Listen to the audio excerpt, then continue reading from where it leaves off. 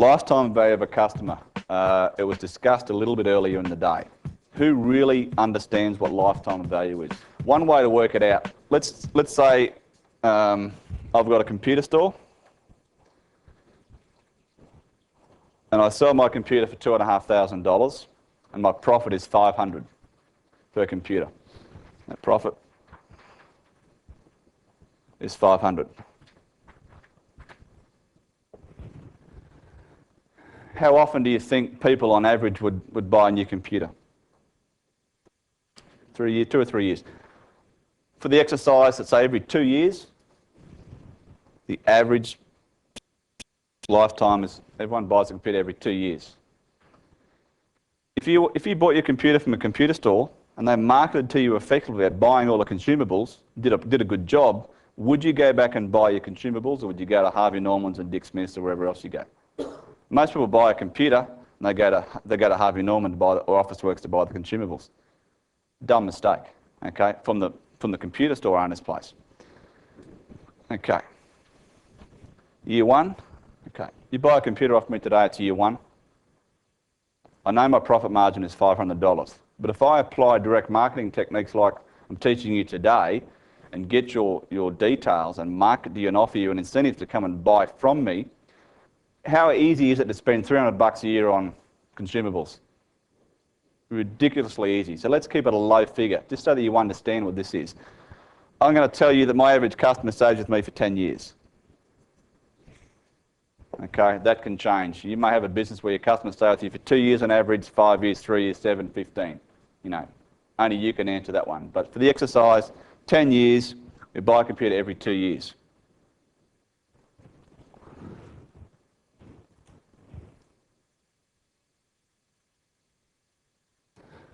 So in year one, you've given me $500 and $300 in other sales, correct? So you're worth $800 to me in the first year.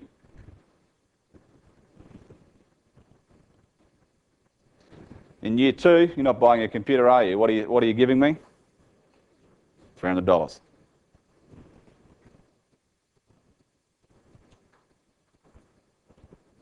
Year three, effectively, we call it year three, you're up for another computer, aren't you? Now, margins can change, but we'll use the same figure. So in year three, might be another 500, but consumables have probably gone up. Let's call it 350. So at year three, you're worth 850. What happens in year four? You're not buying a computer again, are you? You're going to spend money with me if I market to you effectively. I'm trying to get a relationship and mine the gold from my database, in this case it's you, from buying a computer, so I can maximise the return of the lifetime value of you. Nothing there. 350 again. If someone's got a calculator, I'll be too tired to work it out. Year five, or effectively every second year, you're up for another computer. So suddenly we've got, let's say the margins have dropped, we're back to 400 here. The consumables have gone up. Another $800 a year. And so on and so on. Okay, year six, nothing. 400. Year seven, buy a computer again, plus 400. Round figures to make it easier. Year eight, nothing again. It's probably at 450. You're up for a computer again here. Let's say your profit squeezed down to 350 and you're still at 450. 800. No computer this year and 450 again. So what's this customer worth to me? $6,000, okay? What would most people say? I can't match it. Sorry, you know, they'd dispute the spec. They'd say they can't match it and let you walk out the door. Very, very huge mistake, okay? If I know my back-end results, I know that if I market to you, give you good service, that you come back and buy from me and buy your consumables or whatever else is you offer in your business, I know you're worth $6,000. I can actually afford to lose on the first sale, correct? Knowing over here, I've lost on that sale, but I've picked up $6,000 here over the lifetime value. very, very important for you to go and work out. Spend the time. I don't care if it takes you a few days or a couple of months.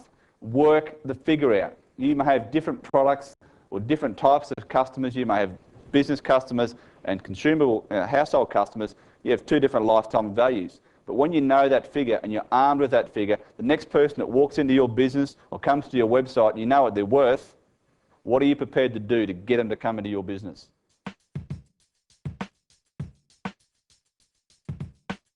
When I first went online with my newsletter last year, I didn't make an offer for 4 months. Didn't try and sell anything to my list for 4 months. Why would I do that? Build the trust. Okay? The whole idea was to deliver content, build some trust, so that when I did make an offer, I had the credibility and people were going to respond to it.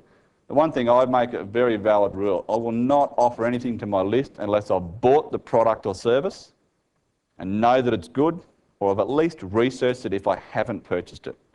Otherwise, if I send out an offer to my list and the product's a dud, what's going to happen the next time if I've got something good? You won't believe me.